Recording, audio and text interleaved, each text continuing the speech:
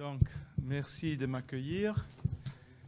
Je vous demanderai un peu de patience parce que j'essaierai de parler d'un sujet qui est un peu délicat, c'est-à-dire de parler de création en essayant de faire une différence que je pense est essentielle entre deux des mots-titres de cette rencontre, c'est-à-dire création et créativité, donc la création étant une action et la créativité définit plutôt un état, donc quelque chose qui est de l'ordre du verbe et quelque chose qui est de l'ordre de l'adjectif.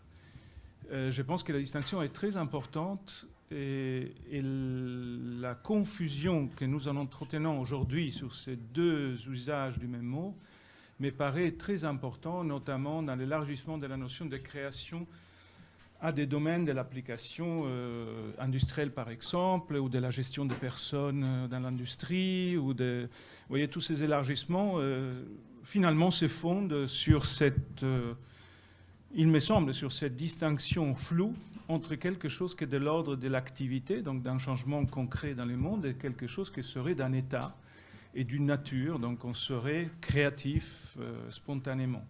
Et je pense que là, il y a vraiment une question qui distingue l'activité d'un artiste d'autres activités créatives,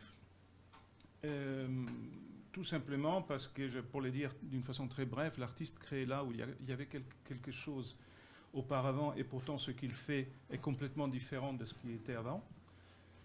Or que la créativité supposée, par exemple, dans la gestion de personnel, est une variation avec un but qui reste égal.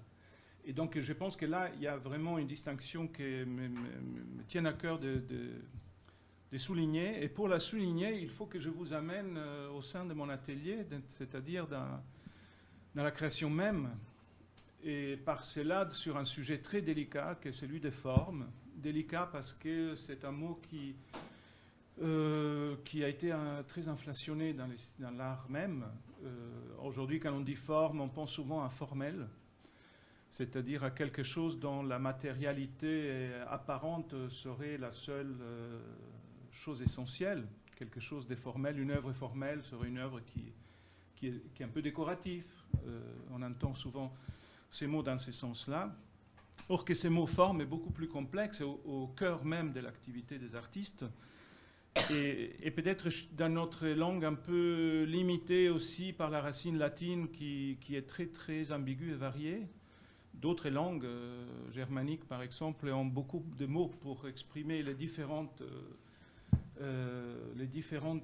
questions inhérentes à la forme. Par exemple, on peut dire, vous voyez, en français on dit un moule, quand on coule quelque chose dans un récipient, dans une forme donc. Ce type de différence, est-ce que la forme est ce qui résulte du récipient et donc de son apparence extérieure, ou les mots anglais shape par exemple, on dit forme en anglais shape en art souvent, c'est-à-dire qu'on définit la ligne de contour qui distingue un objet d'un autre objet. Quand on dit shape, on dit ça, mais on ne dit pas la même chose quand on dit informé. Une matière peut être informée, la structure de la matière est informée par une logique interne. Dans ces cas-là, la forme informe, c'est-à-dire elle donne vraiment, en allemand on dit Gestalt, donc elle donne figure, elle donne corps, par son organisation même, par ce qu'elle produit. Donc c'est plutôt sur cet aspect-là que je vais parler, non pas dans le sens de la Gestalt, mais dans le sens d'informer. C'est qu'est-ce que dans l'art on fait quand on fait forme, c'est-à-dire quand on informe une matière ou une idée. Et donc, il est important de les comprendre ici comme quelque chose qui ordonne la forme. Vous voyez, quelque chose qui n'est pas une approche purement de l'apparence, mais aussi de sa structure interne et de ses intentions. Il est pour moi très important aussi de souligner aussi que j'insiste beaucoup sur le fait que quand je parle de forme, et pour les artistes, je pense que c'est une évidence, on ne parle jamais que de l'objet, mais on parle aussi de sa réception. Ce qui est un peu complexe, et je ne vais pas rentrer aujourd'hui là-dedans, parce que ça m'amènerait trop loin. Mais les théories de la perception donne une importance capitale à cette question, c'est-à-dire on lit une forme, on comprend la matérialité d'un objet, comme on comprend l'organicité d'une idée, par exemple. Il y a dans cette idée-là un caractère syncrétique, hein, quelque chose qui a une osmose.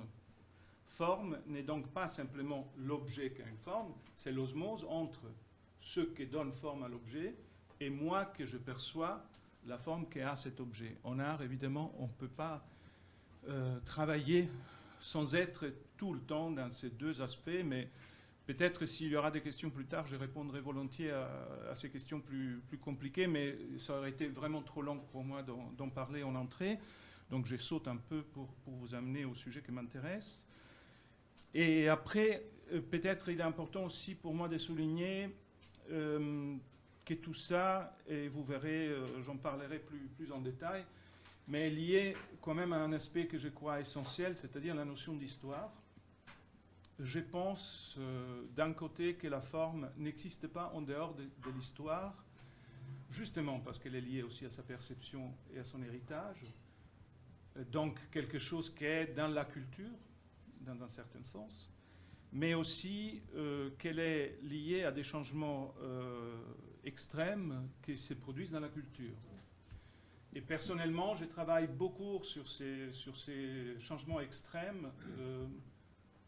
Non. Oui, c'est ça.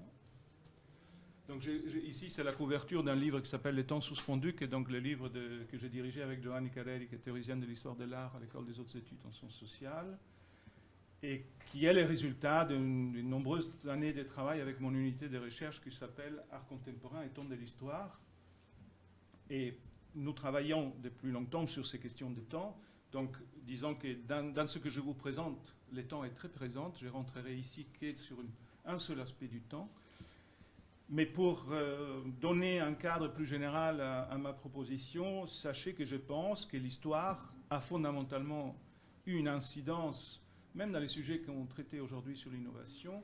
Je pense que notamment les catastrophes de la Première et de la Deuxième Guerre mondiale ont été des catastrophes bien plus importantes dans la durée et dans le temps de ce qu'on leur attribue normalement, c'est-à-dire qu'on les voit comme des objets historiques passés. Moi, je pense que ce sont des objets historiques présents, et que la catastrophe de la Deuxième Guerre mondiale, et par exemple l'usage de la bombe atomique à Hiroshima, sont des véritables révolutions dans ce qu'est la pensée des êtres humains.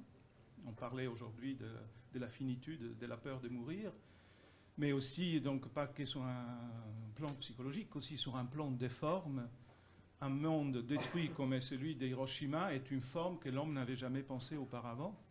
C'est-à-dire, l'homme avait pensé des formes des déserts, des formes d'abandon, des formes d'une nature qui prend le devant sur l'homme. L'histoire naturelle au XVIIIe et XIXe siècle a un rôle très important dans la pensée des formes, par exemple.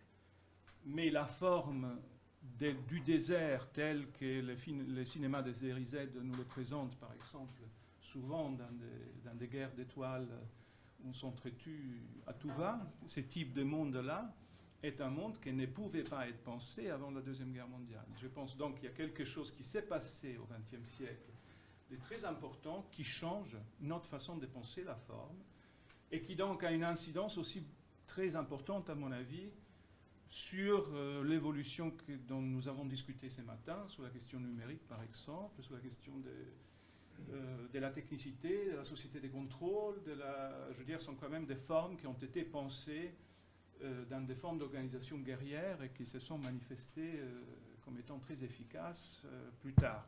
Donc, mon raisonnement part du point de vue que l'histoire existe, qu'elle a une incidence et qu'il y a des changements qui se jouent.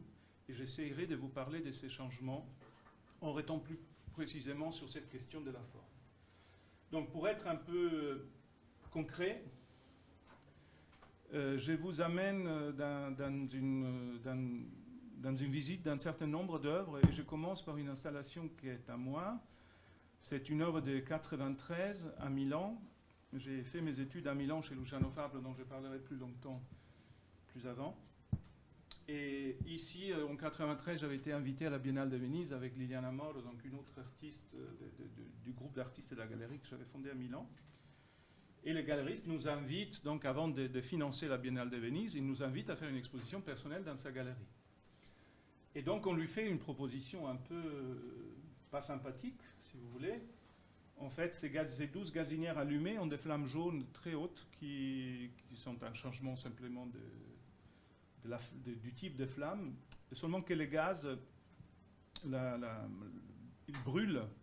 Et en brûlant, brûle l'oxygène de la galerie. Donc quand vous rentrez dans la galerie pour aller voir la petite œuvre de Liliana Moro, qui sont de ces deux petites maquettes que vous voyez entre mes 12 gazinières, est-ce qu'on voit? Non, je suis devant. Ces deux petites maquettes sont l'œuvre de Liliana Moro. La mienne sont les 12 gazinières. Quand on rentre donc dans cet espace, les flammes sont à cette hauteur, on se plie pour aller voir les maquettes. Eh bien, presque personne n'arrive à voir les maquettes parce qu'il n'y a plus assez d'oxygène.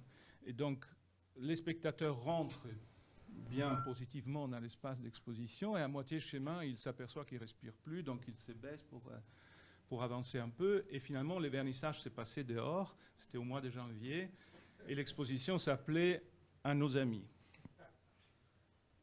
On est dans une situation historique très particulière en Italie, c'est-à-dire on est à la fin de l'époque de... Vous voyez, l'Italie passe des années de plomb directement à ce qu'on appelait les procès de main propre, c'est-à-dire les juges qui reprennent en main l'organisation de l'État italien et essayent de vaincre et la corruption industrielle, financière et la corruption surtout de la mafia.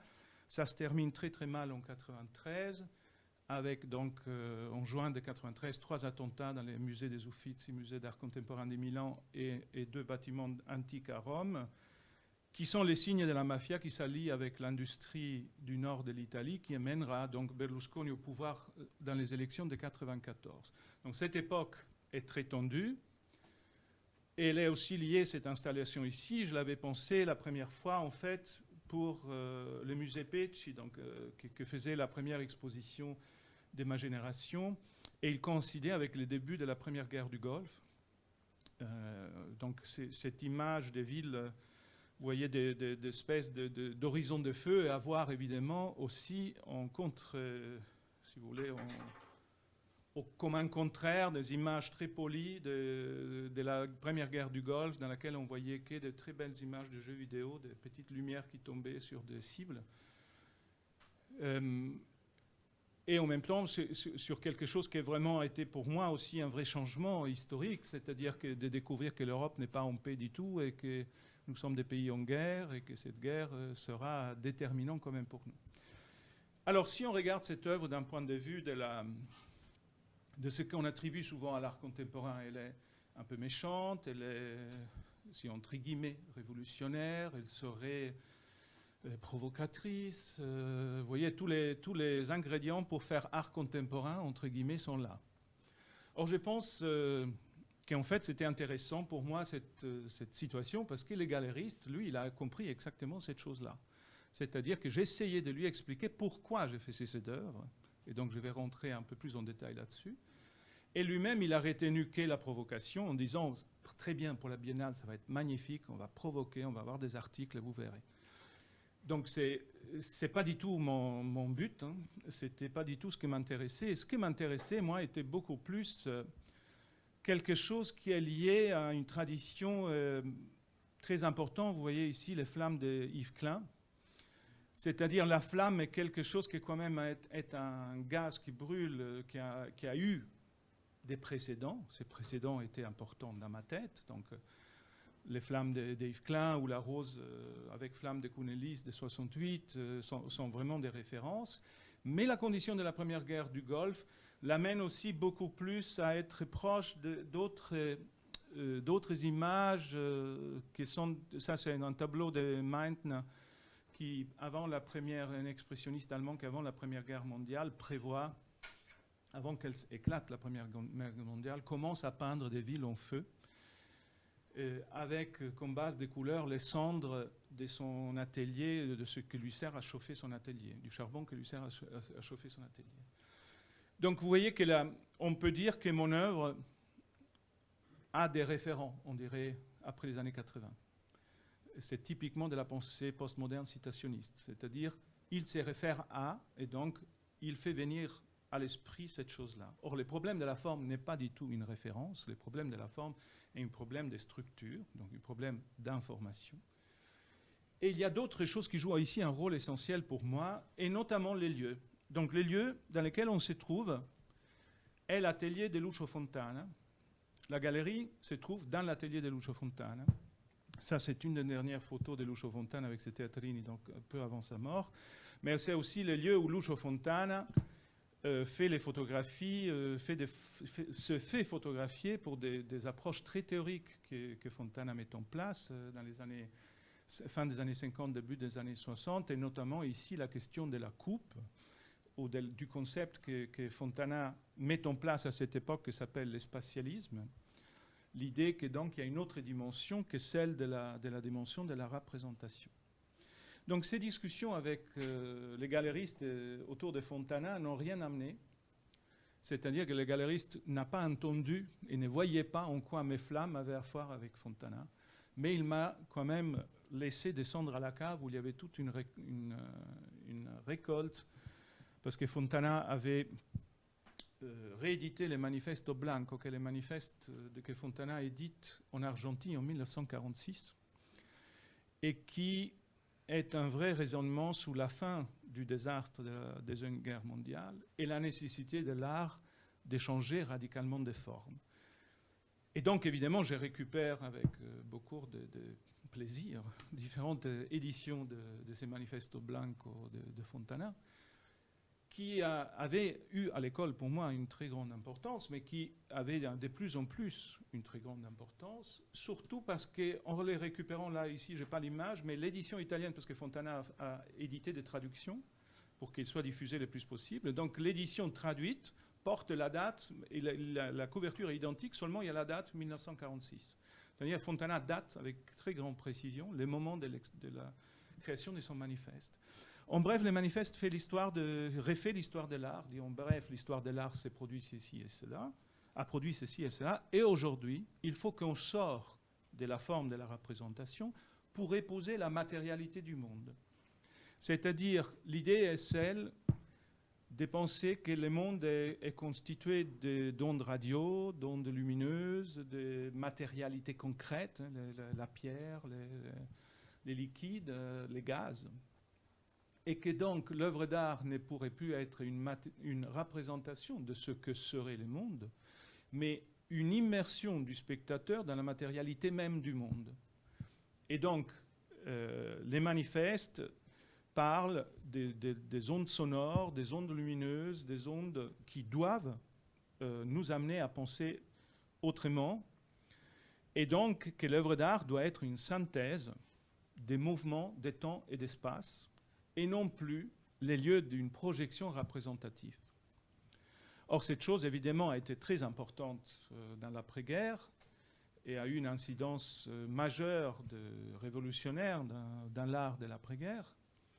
Mais il redevenait pour moi très essentiel de la re-questionner dans un changement radical du monde de l'art des années 80, qui était l'incidence très forte du système néolibéral et financier sur l'art, en concomitance avec une pensée postmoderne qui était très, très présente à l'époque. En art, on l'appelait le citationnisme, qui prend, en bref, très, très brièvement, l'idée qu'une œuvre d'art n'est que la réédition de quelque chose qui a déjà existé, qu'on fait que répéter finalement toujours les mêmes choses, parce qu'on a besoin un peu de les renouveler, mais que l'art n'a pas grand-chose à dire fondamentalement, sinon être donc finalement une marchandise comme une autre qui produit intérêt et plaisir. Donc moi j'ai grandi dans ces systèmes. Il faut peut-être souligner aussi que les années 80 en Italie sont tout autre chose qu'en France. En France on a une période très progressiste dans les années 80. En Italie au contraire une époque extrêmement influencée par le thatcherisme qui est en vogue à l'époque et qui va amener la pensée de ce qui a été très représentatif dans le monde de l'art à travers l'agence de communication Saatchi & Saatchi en Angleterre, c'est-à-dire investir sur des œuvres d'art qui sont des objets de communication qui servent à notre propos, qui est celui de l'art lui-même. Donc, dans ces contextes, il est pour moi important d'interroger à nouveau quelque chose de l'ordre de la matérialité, de l'ordre de cette autre chose que la représentation.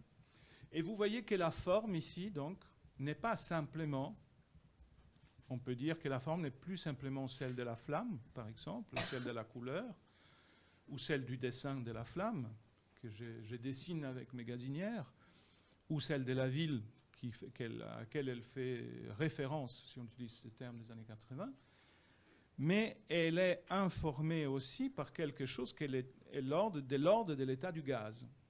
C'est-à-dire que le spectateur lui-même, en rentrant dans cet espace, éprouve l'asphyxie, lui fait aussi éprouver physiquement l'espace dans lequel il se trouve, et la résultance de cette image première qu'il voit, qui est celle des flammes.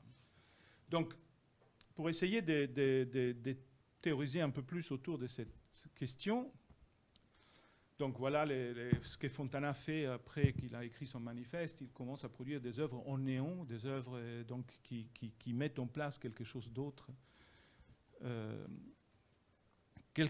sur la matérialité. Mais je vous amène dans un parcours de lecture de ce qu'a été mon héritage pour penser la forme, c'est-à-dire celui de mon enseignant, qui était Luciano Fabbro, donc un artiste qui est mort en 2007, et qui a fait partie de cette mouvance qu'on appelait l'arte povera, et qui était un très, très grand enseignant, très méchant, mais très, très bon enseignant, et qui lui-même a grandi dans un monde que donc moi j'hérite et je comprends intimement, dans un certain sens, je comprends intimement cette question de gaz, hein, cette question de forme, parce que je suis l'héritier d'un autre qui est Luciano Fabbro, à travers lequel je lis aussi Lucio Fontana. Fabbro est donc un artiste qui dans les années 60 s'installe à Milan, et vous voyez que dans son première exposition à Milan, c'est un miroir qui a été simplement gratté derrière et qui devient demi-réfléchissant, demi-transparent. Ils répondent directement à cette question d'une dimension spatiale autre, qui était la notion de spatialisme de Fontana, l'idée que l'espace a une dimension projective. La dimension projective de Fabbro est autant une dimension autre qu'étant la dimension concrète, tautologique, de celle que nous voyons. La tautologie étant à cette époque un des éléments importants de la pensée. Or, je vais revenir sur une autre œuvre plus tardive de Fabbro, qui s'appelle « Moi, l'œuf », qui est de 78. Fabbro, donc, produit un bronze qui est à la taille de son corps, plus ou moins, une fois qu'il s'est réduit en position de fœtus. Et vous voyez qu'à l'intérieur, il y a l'empreinte de sa main qui, de l'extérieur, aurait tenu l'œuf même. C'est-à-dire une espèce d'empreinte qui est visible dans les creux. Je ne sais pas s'il y a un peu trop de lumière, mais vous voyez, il y a une empreinte. En 1993, Fabbro réexpose cette pièce. Là, vous voyez plus clairement les deux mains. Autrement. Et il expose sur une pâte à pain qui, tout au long de l'exposition, continue à grandir, continue à produire, les enzymes continuent à être vivants. Cette œuvre, donc, elle aussi fait référence, dans un certain sens, à Fontana. Il fait référence, notamment ici, vous voyez la cave de l'atelier de Fontana, où Fontana, d'une façon très provocatrice, il aimait beaucoup les revues comme les grandes revues de diffusion comme elle, où il faisait ses manifestes étaient toujours dans des revues de grande diffusion. Et ici, il fait un jeu assez intéressant sur la beauté de la jeune femme et sur ces trous qu'il ouvre avec son bâton dans un morceau de terre qui lui aussi a plus ou moins la taille ou le poids d'un corps. Ici, vous voyez les natures, il s'appelle cette pièce exposée à Sandsbeck. Vous voyez, au milieu, il y a un trou, donc ça, c'est une version non coulée en bronze, ou avec les bâtons. Et donc, il avait ouvert cette espèce de vagin, cette espèce de centre de la nature du monde, qui évidemment rappelle aussi les centres du monde de Courbet, donc qui se réfère, si vous voulez, toujours utiliser ces mots, à d'autres choses. Donc Fabbro, quand il fait l'œuf, en 1978, et quand il les réexpose, surtout en 1993, en réfléchissant à cette matière qui grandit, ne nous dit pas que la forme de l'œuf est la forme de l'œuf, vous voyez, la shape de l'œuf. La forme de l'œuf est aussi cet intérieur, qui est aussi un lieu de procréation, donc des lieux des natures, que tout spectateur qui connaît les formes voit immédiatement, quand il voit son œuvre, il voit la nature des Fontana, mais il voit aussi une autre œuvre importante à Milan dans les années 60, 61 ici, cette action. Pendant 1 an et demi à Milan, il y a eu une galerie qui s'appelait Azimut, gérée donc par Piero Manzoni, dans laquelle il faisait différentes actions. Ça, c'est l'action dans laquelle il signe les œuvres avec sa propre empreinte. Fabbro va faire aussi une autre pièce qui est un œuvre suspendu avec l'empreinte. Donc, on peut dire que cette œuvre est la référence de l'œuvre de Fabbro, mais on peut dire aussi que la notion d'empreinte des corps informe l'œuvre de Fabbro. C'est-à-dire que ce qui fait forme n'est pas les bronzes, la forme, la shape, mais est bien ce qu'informe l'idée même des natures, l'idée de procréation, qui dans les différents éléments de référence sont là, comme ici une autre référence importante, milanaise, c'est un tableau de Piero de Francesca à Milan, où vous voyez cette œuvre se trouve suspendue sur la tête de la Vierge, et qui a une très étrange relation visuelle, parce que quand on regarde le tableau, on ne sait jamais si l'œuvre est à la surface du tableau ou si l'œuvre est dans l'espace. Et donc, les tableaux de Piero de Francesca commencent à bouger, et nous commençons à bouger par rapport à lui, parce que cette œuvre ne trouve jamais exactement sa position. Alors, il me semble important de comprendre dans ces histoires que la question de la forme est une question d'héritage, mais non pas un héritage simplement de quelque chose qui lui ressemble, mais l'héritage de quelque chose qui informe les choses que nous faisons. Et je pense qu'il est important ici de comprendre que si on regarde l'œuvre de Fabbro dans ces termes-là, il faut aussi imaginer que l'artiste travaille comme dans un espace qu'on peut appeler un territoire, et qui n'est pas tout à fait la même chose de la discipline, comme on la travaille, comme est la tradition universitaire, qui après, évidemment est très variée et n'est pas non plus aussi précisément une discipline. Mais une chose qui est vraiment très différente dans l'apprentissage et dans la pratique artistique par rapport aussi à d'autres process industriels aussi, c'est que le territoire est strictement personnel. Un artiste défriche un territoire et devient le plus grand spécialiste d'un territoire. Wim Delvoye est le plus grand spécialiste de la vache qui rit. Ça semble con quand on le dit comme ça. Mais la plus grande collection de la vache qui rit est la collection de Wim Delvoye.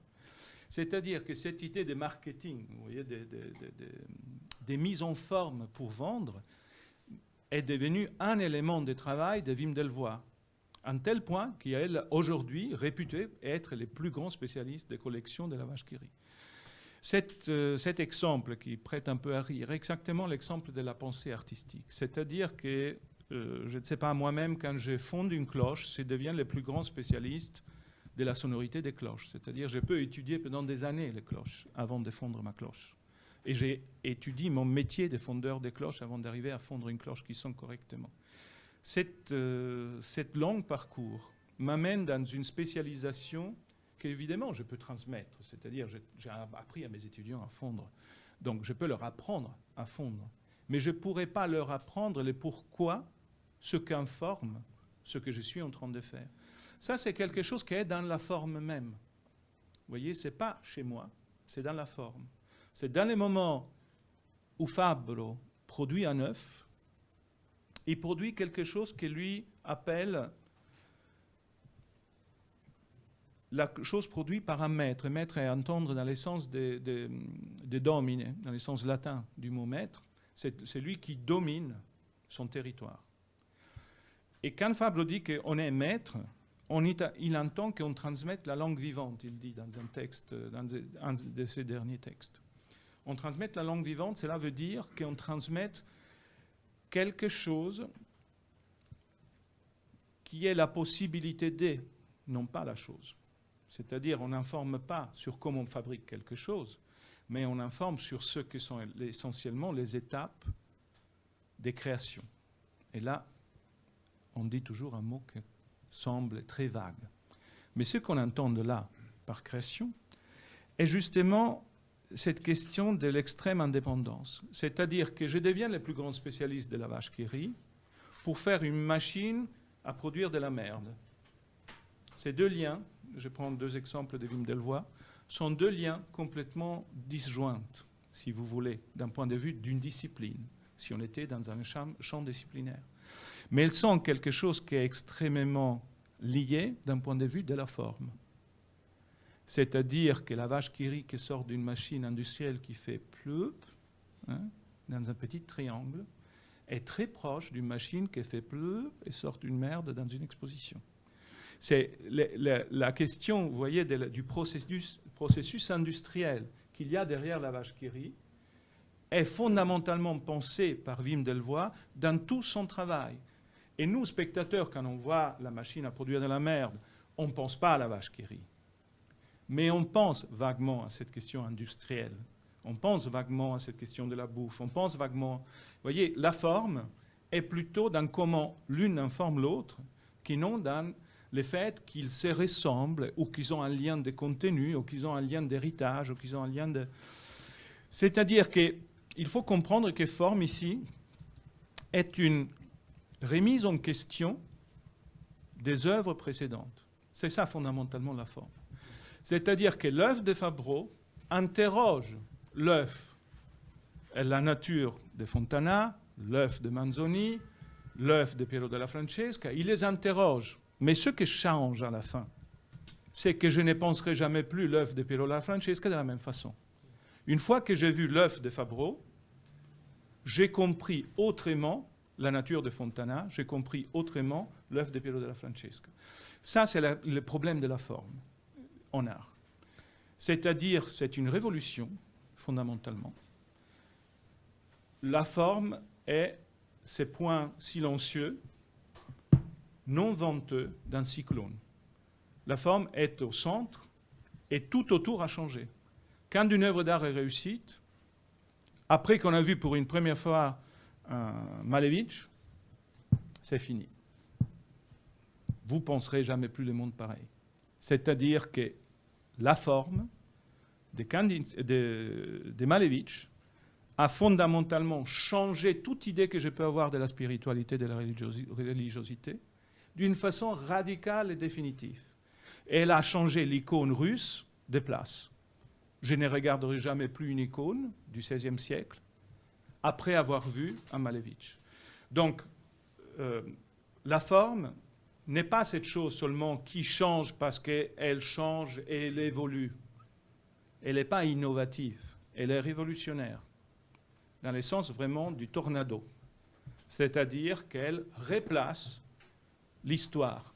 Et les rapports au temps est donc, dans la question de la forme, un rapport fondamentalement complexe, c'est-à-dire la forme est cette chose qui varie, qui est inédite, elle est une variation de quelque chose de précédent et pourtant inédite, et surtout, elle est rétrospective, c'est-à-dire tout ce que je vois d'un autre temps, d'avant, est finalement changé par la forme que je vois maintenant.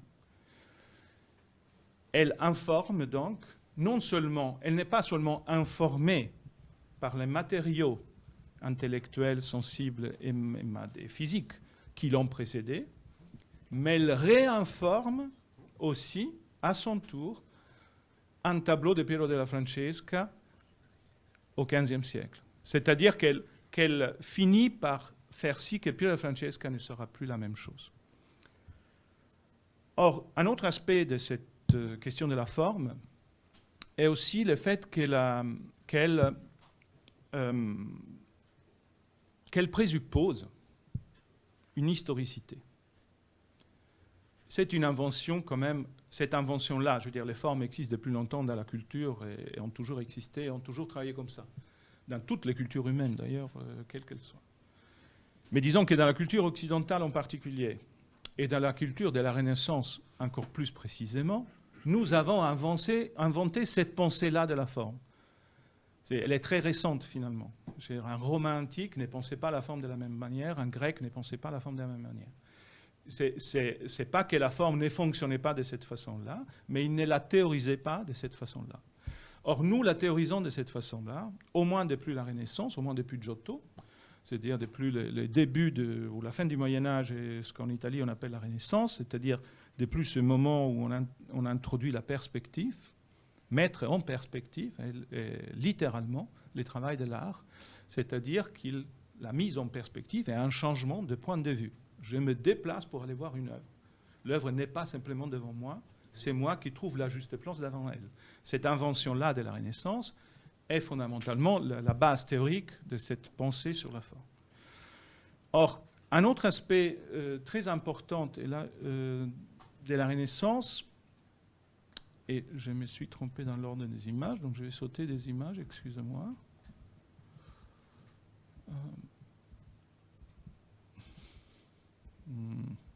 J'ai déplacé d'un chapitre une image. Voilà. Cette forme de la Renaissance-là, ici, nous sommes Santa Maria Novella, avec une fresque du Ghirlandaio qui montre donc le pape à Rome faisant un édicte, plus Lorenzo de' Medici qui reçoit ces intellectuels qui montent l'escalier que vous voyez là, Pico della Mirandola en train de monter son escalier. Cette image-là est exactement le contexte de cette pensée que je viens d'essayer d'expliquer, c'est-à-dire qu'elle se fonde fondamentalement sur une question générationnelle.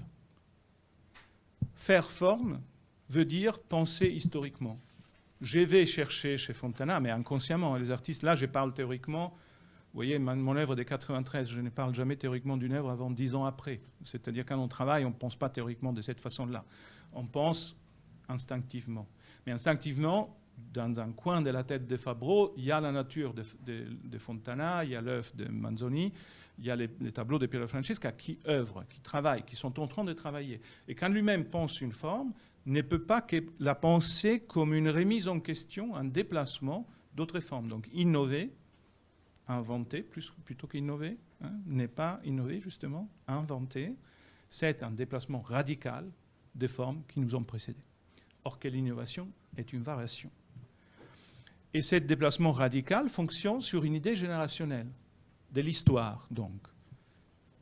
Fabro arrive à Milan et a affaire avec Fontana. Moi j'arrive à Milan, j'ai affaire avec Fabro et Fontana, et Boccioni, et d'autres gens qui ont vécu à Milan, qui sont fondamentales dans ma pensée. C'est-à-dire qu'à un moment donné, je pense forme, parce qu'il y a des formes qui m'ont précédé, que j'ai connues, que j'ai vues, que j'ai visitées, que j'ai expérimentées, et que donc je pense tout cela dans un contexte historique. Fabro, l'Arte Povera, toute cette génération-là, s'est pensée radicalement comme une génération qui allait changer le monde après la guerre, qui allait faire un art autre. Mais vous voyez, toute cette idée d'avant-garde qui est propre à l'art contemporain ou à l'art moderne se fonde sur l'idée de génération. Je vais être différent, je vais tuer mes pères, en bref, ou je vais être différent qu'eux. Alors, la question qui m'intéresse aujourd'hui ici est qu'est-ce qu'il se passe si cette idée n'est plus possible?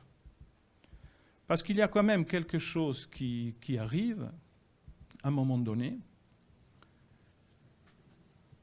qui va bouleverser fondamentalement notre rapport au monde.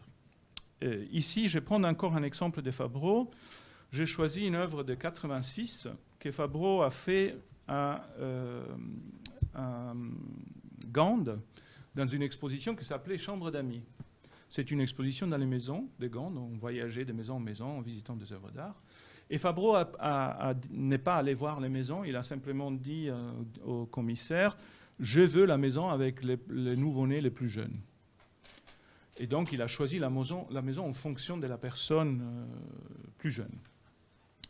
Et donc, pendant la période de préparation de cette exposition, il se passe quelque chose de radical, encore une fois. Tchernobyl explose.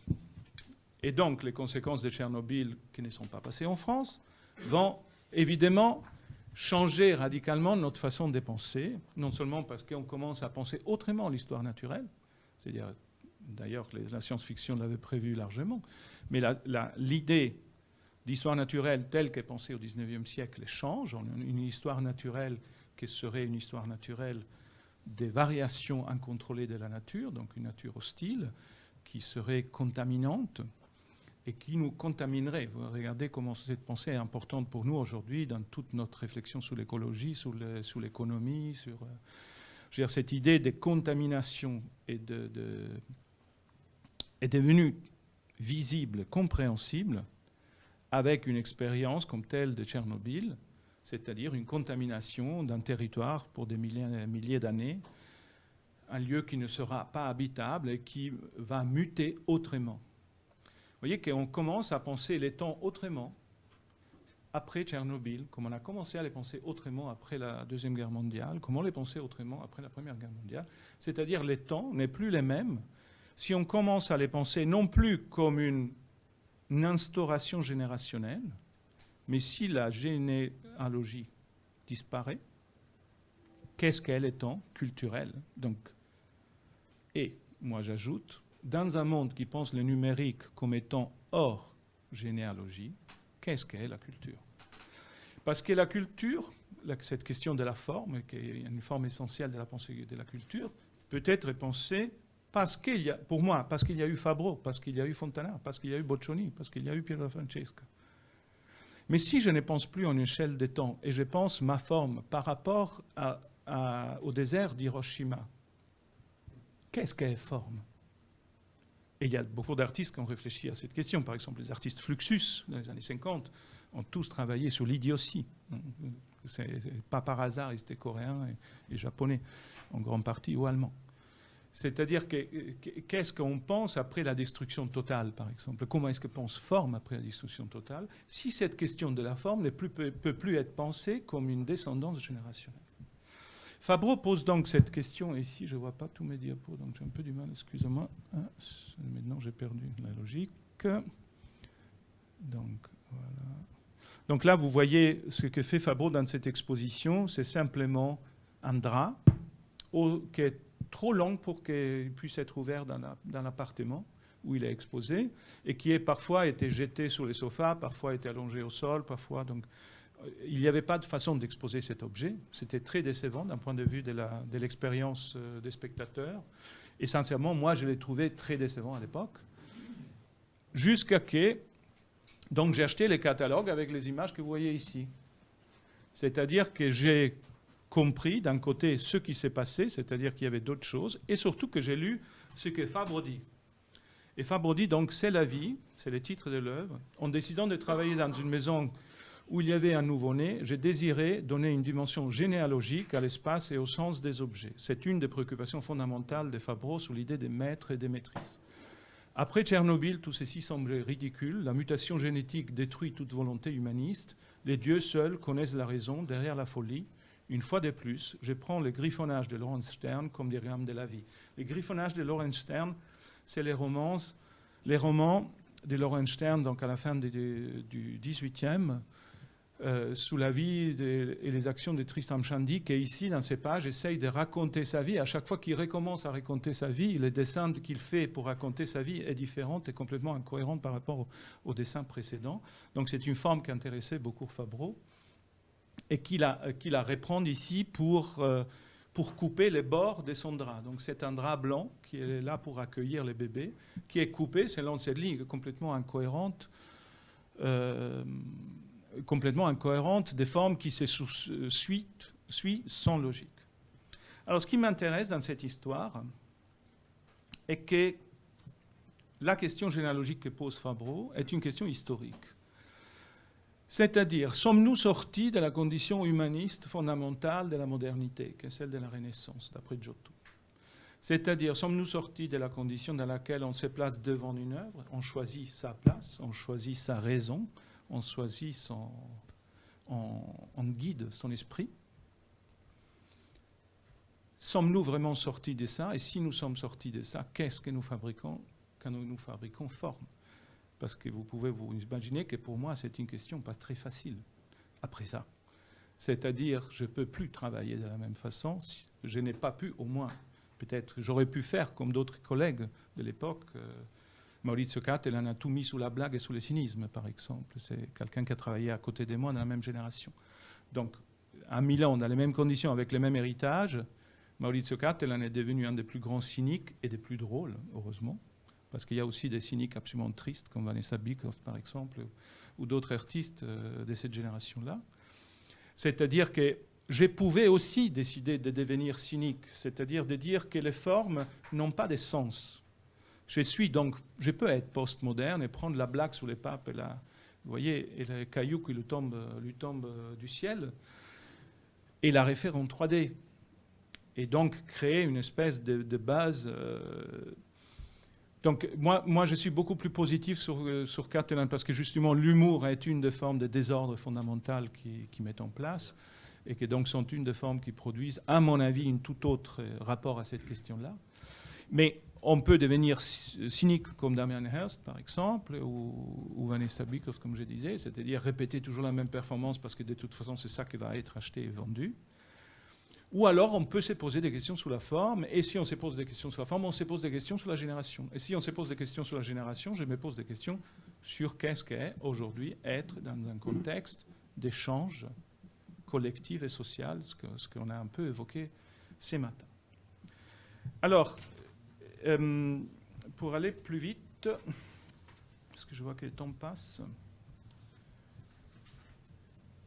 il y a quelque chose qui me semble important à penser et qui a été fondamental pour moi, mais je ne vous entretiendrai pas très longtemps sur ces questions-là, parce qu'elles vont être un peu compliquées et longues. Ça, c'est une œuvre que Fabreau fait en 86. Vous voyez qu'il prend des restes, des découpes des colonnes. Il a produit des colonnes en marbre. Ça, c'est l'intérieur qu'il a vidé chez les marbriers qui reprend ici, sur lesquels il met des jalons. Il y a un triangle et un pentagone qui, plus ou moins, font des formes géométriques, mais sont tout à fait désordonnées. Et donc, à une question sur... je vous lis sûrement une réponse de Fabreau à un interview qui donc est fait par une intervieweuse sur l'explosion, le lien entre l'explosion de Tchernobyl et cette question sur la généalogie et Prométhée, donc Prométhée, les dieux qui amènent le feu aux hommes, et donc les dieux de la techné, du travail, qui est le titre de cette œuvre. Et donc Fabreau répond « Et du travail naît la raison. C'est là-dessus que mon Prométhée tend à mettre l'accent. Notre façon d'avoir raison des choses et d'en prendre possession, notre façon de construire avec le travail et la pensée appartiennent au même genre d'opération intellectuelle. La raison des soi et la raison des choses, celle des idées et de l'art, celle de la morale et du beau, procèdent selon un même maître. Il y avait une unité entre nous et la nature, une circulation en miroir des raisons, et donc de la raison en tant que telle. La raison, pour Fabreau, naît de cette question de questionnement de la raison des choses et de la raison de soi. Tout ça s'écasse et entre en état de suspension. Cela n'est né pas avec Tchernobyl, ce n'est que le facteur déclencheur, comme on dit en médecine. Avant, on passait d'un ordre à un désordre, comme si on perdait pied. Maintenant, on crée un choc de l'imagination. On entre dans un vide formel. S'ensuit que quand on travaille encore avec les formes, on ne travaille pas dans un état critique. Parce que la question de la raison propose la question de la critique. Vous voyez, reprendre la nature de Fontana veut dire aussi avoir un regard critique sur les œuvres précédentes. L'état nouveau, celui de la crise, et donc ce que Fabreau appelle les chocs, ne peut pas travailler sur cet état critique, dialectique, des mises à distance, des mises en discussion. Jusqu'à peu, mon attitude tendait vers un état humaniste, créer une harmonie, réordonner les choses, récupérer un lieu pour se sentir à l'aise. Or, ces formes, dans leur simplicité et propreté, me semblent la simplicité formelle de l'anxiété, donc il parle de cette pièce Prométhée, mais dans son inefficacité. Et ça, c'est une question de forme. C'est une forme inefficace quand on remet en discussion critiquement les formes précédentes. Ce que Fabreau dit inefficace ici, est qu'il n'y aurait pas derrière une autre forme qui l'informe. Donc, quand on est en état d'anxiété, on ne fait pas des raisonnements stupides ou hors du monde, mais ils ne résolvent rien. Ils ne sont pas concluants. Donc, il me semble qu'une des questions essentielles que j'essaye d'amener à la discussion est en fait la question d'une forme qui ne serait plus informée. Et vous voyez que si on parle du numérique, on est très, très proche de cette question-là. C'est-à-dire, c'est très intéressant dans les numériques qu'ils parlent toujours des périphériques. C'est-à-dire que d'un côté, aujourd'hui, nous avons parlé de toutes les infrastructures du lourd, c'est-à-dire transmettre et stocker, mais il y a aussi toutes les infrastructures dites légères, celles du bord opposé, qui sont des traductions, nous les vendons comme des traductions, mais qui fondamentalement cachent le fonctionnement du logiciel lui-même. C'est-à-dire que nous sommes des inexperts radicaux du logiciel et des usagers ignorent de l'opération de transcodage que nous faisons quand nous déplaçons un objet par rapport à un autre. Or, il me semble que là, nous sommes dans quelque chose qui est historiquement fondé, évidemment, et que moi je retrouve dans les liens avec la Deuxième Guerre mondiale et d'autres moments historiques cruciaux, comme ici Tchernobyl, mais qui pose aussi la question de qu'est-ce que veut dire, pardon, je vais dans l'autre sens, qu'est-ce que veut dire travailler une forme s'il n'y a plus de forme. Je vous pose ici comme exemple simplement des solutions que moi-même je mets en place. Donc là, vous voyez la fameuse cloche, mais je n'en parlerai pas. Mais derrière, vous voyez une autre œuvre qui est un transcodage en rayon lumineux d'une image photographique très précise d'un lieu et d'un moment, c'est-à-dire, là je suis sous les tours jumelles en avril 2001 et je cherche les bruits de la guerre qui se jouent en Israël. Donc j'enregistre en marchant à New York et je transforme ces codes sonores, cette onde lumineuse qui est transformée dans un code, dans un encodage harmonique, je les retransforme, je les transcode dans un rayon lumineux qui est projeté sur un papier photographique qui donc donne cette espèce d'horizon abstrait qu'est l'image de New York en avril 2001. Il y a là quelque chose qui est lié à l'absence, évidemment, à la nécessité de travailler sur l'absence de la source. Alors pour être un peu très schématique et très bref et conclure en 1 minute et demie, simplement, je ne peux pas l'argumenter plus loin, mais il me semble qu'une des catégories fondamentales de la pensée pour pouvoir penser ces questions-là viennent de la psychanalyse et que sont les notions de conscient et inconscient. C'est-à-dire la forme est fondamentalement quelque chose qui est du rayon de l'inconscient pour un artiste. Quand je travaille, Fontana est dans ma tête et je ne peux pas m'en empêcher. C'est-à-dire, j'ai une culture et donc un inconscient, donc un lieu commun, donc un horizon, si on veut utiliser d'autres termes qui ne viennent pas de la psychanalyse.